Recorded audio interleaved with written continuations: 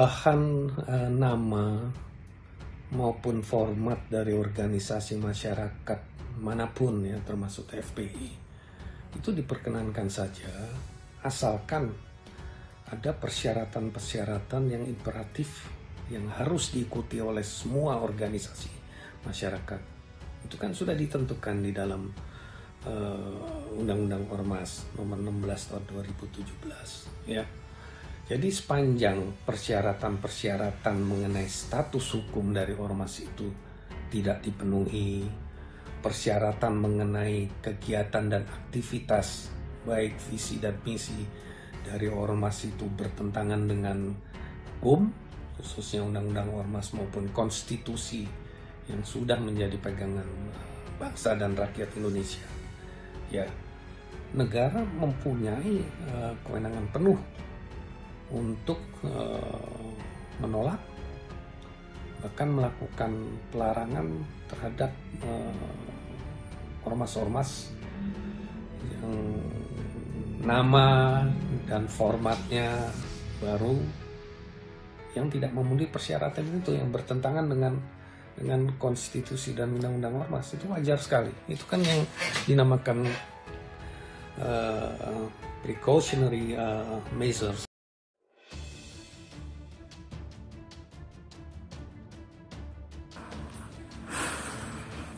Sidang keempat pra-peradilan Habib Rizik, pakar hukum pidana jelaskan bedanya menghasut dan mengundang. Baru selesai menggelar sidang pra-peradilan penetapan tersangka Habib Rizik Syihab pada Kamis malam. Pada sidang keempat ini, kubu Habib Rizik menghadirkan saksi ahli, pakar hukum pidana, Profesor Muzakir, yang memberikan keterangan secara virtual. Di persidangan itu, Profesor Muzakir juga menjelaskan terkait pasal 160 KUHP tentang penghasutan. Muzakir mengatakan, terkait penggunaan pasal 160 KUHP tentang penghasutan. Di persidangan itu, Profesor Muzakir juga menjelaskan terkait pasal 160 KUHP tentang penghasutan. Muzakir mengatakan terkait penggunaan pasal 160 KUHP tentang penghasutan yang harus diikuti adalah adanya tindakan kejahatan yang dilakukan seseorang akibat hasutan itu. Adapun pasal penghasutan pokok yang harus dibuktikan adalah perbuatan orang menghasut. Jadi menghasut itu menggerakkan orang dengan cara-cara agitasi. Artinya memprovokasi orang yang semula tidak ingin berbuat jahat jadi berbuat jahat. Jadi kalau begitu harus ada perbuatan pidananya. Tapi juga harus dibuktikan orang melakukan tindakan pidana itu semata-mata karena provokasi tadi atau hasutan tadi, ujarnya. Dia pun melanjutkan, apabila orang yang terhasut tidak terpengaruh terhadap hasutan dan berinisiatif dengan sendirinya melakukan tindakan kejahatan, maka hal itu tidak termasuk penghasutan. Apabila undangan, Muzakir menilai hal itu bukanlah hasutan. Jadi kalau menghasut itu menggerakkan orang, tapi kalau mengundang itu bukan hasut, itu lain maknanya.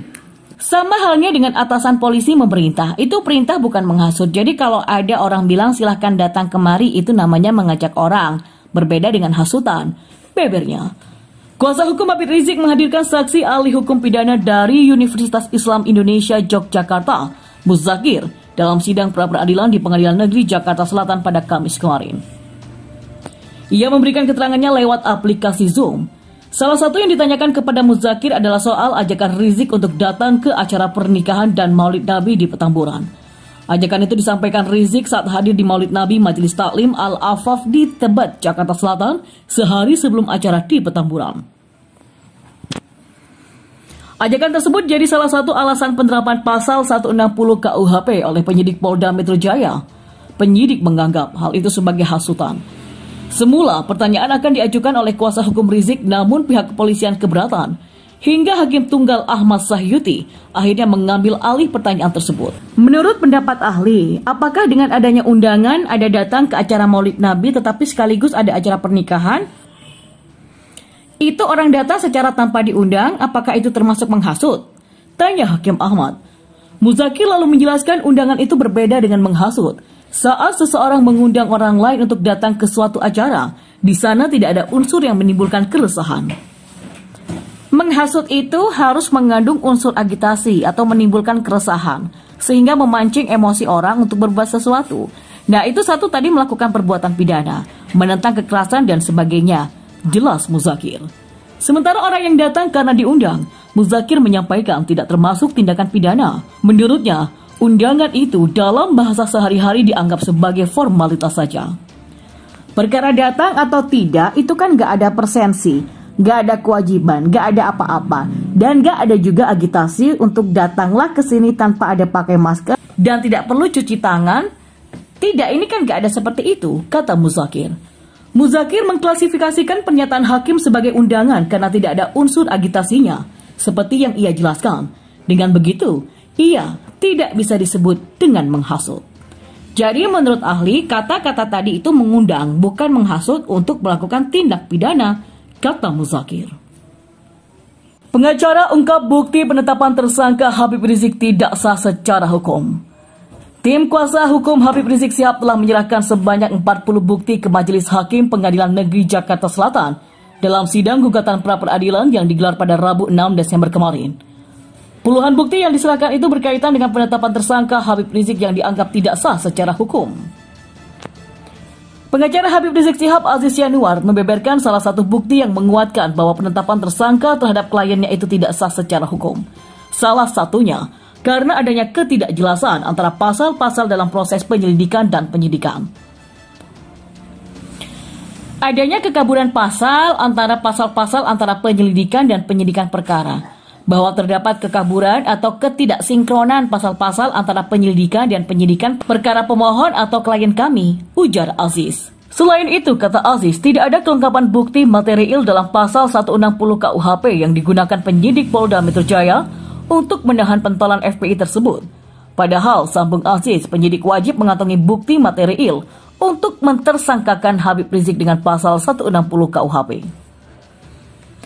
Kemudian juga keberatan dengan pasal 93 Undang-Undang Karantina Kesehatan sebab tidak ada penetapan kedaruratan kesehatan oleh pemerintah pusat sebagaimana pasal 48 ayat 3 Undang-Undang Kekarantinaan Kesehatan yang merupakan bukti kunci wajib ada jika penyidik hendak mentersangkakan klien kami dengan pasal 93 Undang-Undang Karantina Kesehatan. Adanya 2 surat perintah penyidikan untuk 1 laporan terhadap klien kami, yang mana hal tersebut tidak ada dasarnya dalam KUHP, ungkap Aziz. Sekedar informasi, Habib Rizik Syihab lewat tim kuasa hukumnya resmi mendaftarkan gugatan pra-peradilan ke Pengadilan Negeri Jakarta Selatan atas penetapan tersangka penghasutan dan kerumunan massa. Pihak yang digugat adalah Kapolri Jenderal Polisi Idam Aziz, Kapolda Metro Jaya Irjen Fadil Imran, dan Kepala Subdit Kamnek Direskrimum Polda Metro Jaya, Ciki Direktur Reserse Kriminal Umum Polda Metro Jaya Kombes Tubagus Ade Hidayat. Gugatan tersebut terregistrasi dengan nomor register 150-PID-PRA-2020-PN Jaksel. Hakim tunggal yang memimpin jalannya persidangan yakni Ahmad Sahyuti dengan panitera pengganti Agustinus Entri. Dan saat ini persidangan masih sedang berlanjut. Serunya sidang pra-peradilan Habib Rizik, adu kuat kubu HRS versus Polda Metro Jaya. Sidang pra-peradilan penetapan tersangka Habib Rizik Syihab atas kasus kerumunan Petamburan Tanah Abang, Jakarta Pusat digelar di Pengadilan Negeri Jakarta Selatan. Berikut serunya jalan sidang pra-peradilan sekaligus adu kuat kubu HRS dan Polda Metro Jaya pada hari pertama hingga hari kelima yang telah dihimpun Sindo News pada Minggu kemarin. Pada Senin 4 Januari 2021, pengacara Habib Rizik membacakan poin-poin permohonan dalam sidang pra-peradilan Habib Rizik.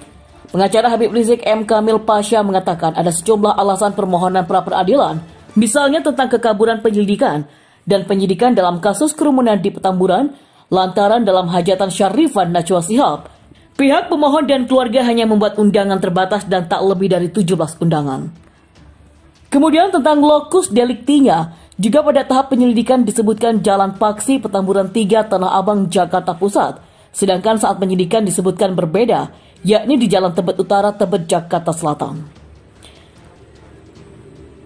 Pada Selasa 5 Januari 2021, termohon atau penyidik Polda Metro Jaya membeberkan salah satu poin tentang Habib Rizik yang diduga telah melakukan penghasutan. Perwakilan bidang hukum Polda Metro Jaya membacakan salah satu poin tentang bagaimana HRS menghasut masyarakat untuk berkerumun di saat pandemi ketika menggelar hajatan Syarifan Najwa Shihab dan Maulid Nabi di Petamburan.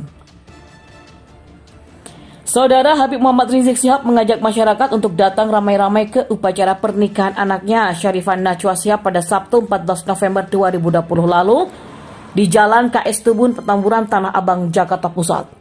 Ujar perwakilan bidang hukum Polda Metro Jaya saat membacakan jawaban permohonan pra-peradilan pada Selasa kemarin. Lalu, Rabu 6 Januari 2020. Dalam persidangan ketiga ini, pengacara Habib Rizik dan kubu Polda Metro Jaya menyerahkan bukti-bukti kepada hakim. Pengacara Habib Rizik M. Kamil Pasha menyebutkan bukti-bukti yang dibawa dalam sidang kali ini pada intinya terkait adanya kekaburan pasal saat penyelidikan, penyidikan, dan penetapan Habib Rizik sebagai tersangka. Selain itu, pemanggilan saksi dianggap tidak sah dan alat bukti dalam kasus itu tidak mencukupi.